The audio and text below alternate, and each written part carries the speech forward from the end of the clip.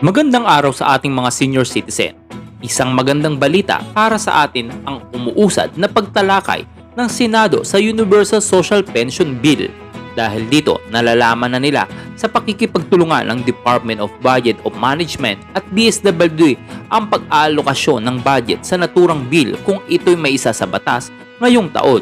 Panoorin mo ang video na ito. Kanina, but she's now present.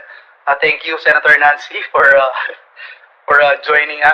Attorney Quijano, anyway, binanggit niyo naman po that you are ready, no? In case we go with the Senate Bill number 2243's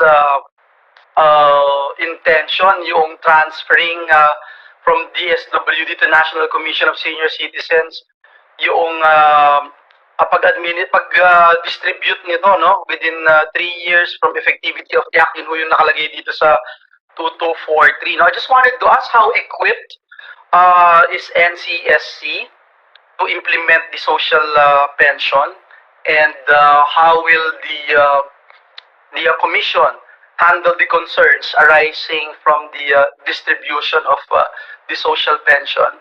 I will ask the same question later sa DSWD if we already have someone from DSWD. Yes, Attorney Quijano.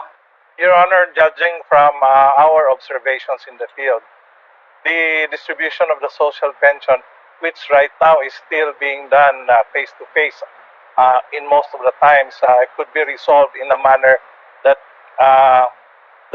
we will rely on the sophisticated financial instruments, Your Honor. Secondly, we have seen that in the distribution, these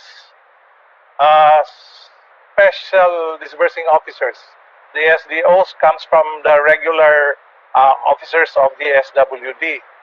In the case of the SWD, therefore, not one among the contractual employees and contract of services employees assigned to the social pension would be able to do a cash advance, which means that if we are to transport the function to the NCSC, we have to have the regular employees as well. So we are beginning to populate our organizational structure, and of course, since this is a whole of government approach, we are also looking at the SWD helping us populate our regular employees, Your Honors. So that by mid this year, once we would have the basic numbers, Your Honor, we would like to say that that would be a time when we will be able to effectively handle the social pension. So maybe mid this year or thereabouts, Your Honor. Right now, we are actually hoping that the SWD will help us select the basic numbers for our HRMPSB and our procurement unit. Absent that, of course, Your Honor, would mean that we will have difficulty because as of the moment, we still are not able to procure because we don't have a bag. We, in fact, are dependent on the SWD over the selection process of our employees. But soon enough, Your Honor, because the SWD has been very kind to us, I think we would be ready by that time, Your Honor. Thank you very much, Your Honor.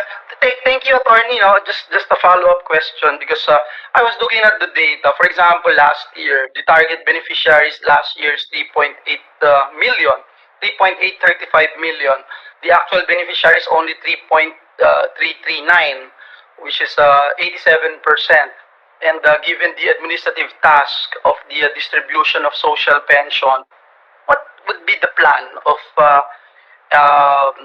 NCSC to strengthen its capacity to have a wider reach, given that it is a newly established commission? I am Salvi Basiano from the National Anti-Poverty Commission Senior Citizens Sectoral Council. Please allow me, with your indulgence, to read our position. Please. Thank you. Position paper on the Senate Bills number 126, 133, 160, 259, 570, 1267, 2243, and 94, 595. amending the social pension program for indigent senior citizens as provided in the Republic Act 9994. The National Anti-Poverty Commission Senior Citizen Sectoral Council, while expressly appreciative of the efforts of our honorable senators to help the country's marginalized senior citizens by amending the non-contributory social pension benefit level for indigent seniors as provided in Republic Act 9994, otherwise known as the Expanded Senior Citizens Act of 2010, respectfully manifest our preference, thus pushing for a universal social pension that will benefit all the senior citizens of the country who rightfully are all entitled to government care and assistance.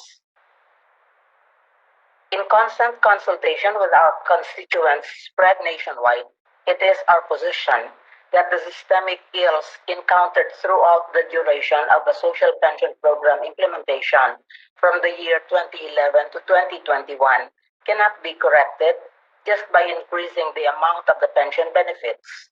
Evaluations made of the program surfaced glaring problems experienced by senior citizens throughout the country, such as number one, the inclusion, exclusion, and targeting errors.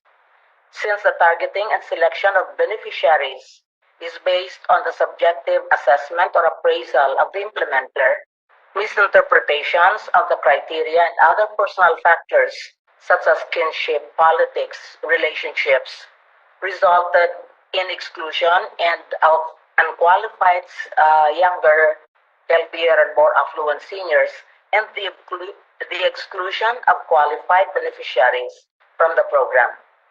Number two, the listing of beneficiaries who would queue for hours only to find their names missing from the list and or replaced by others not originally included. And then number three, delays in and erratic payout schedules, lack of personnel, transportation, and other administrative issues making for erratic payout schedules. Number four, non-disbursement of pension benefits for as long as 1 year. The amount of 23 billion pesos social pension fund was not distributed in 2021, effectively denying 3,796,709 social pensioners basic access to funds crucial to their subsistence and medical requirements. Number five, the principle of inclusivity was negated altogether by excluding the majority of senior citizens who are equally needy, and rightfully entitled to government assistance. The purpose for which the law was enacted has been defeated. And the last, the 11-year program implementation was an exercise in futility. It wasted so much government resources to program leakages and corruption. Whatever good the beneficiaries got from the program was very minimal and did not make any significant change on their lives, much less to the sector and the community.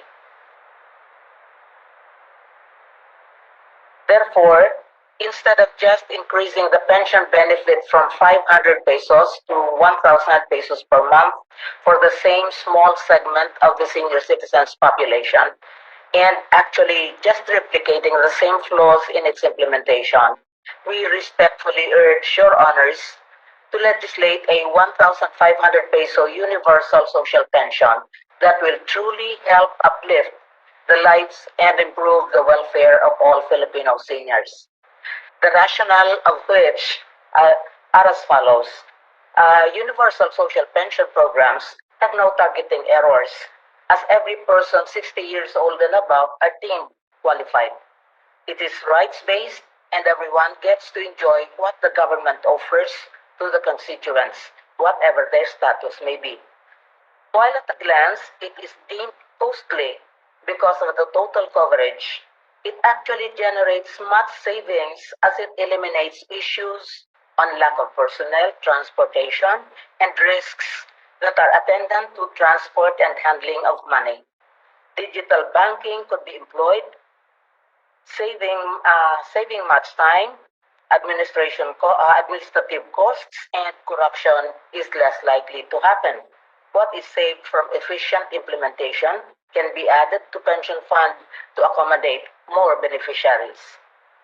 With the improved capability of senior citizens to provide for their medical as well as nutritional needs, thereby attaining better health outcomes, older people and their families will be saved from spending their precious resources on expensive hospitalization and healthcare service. Government will then be able to save on PhilHealth and other subsidies,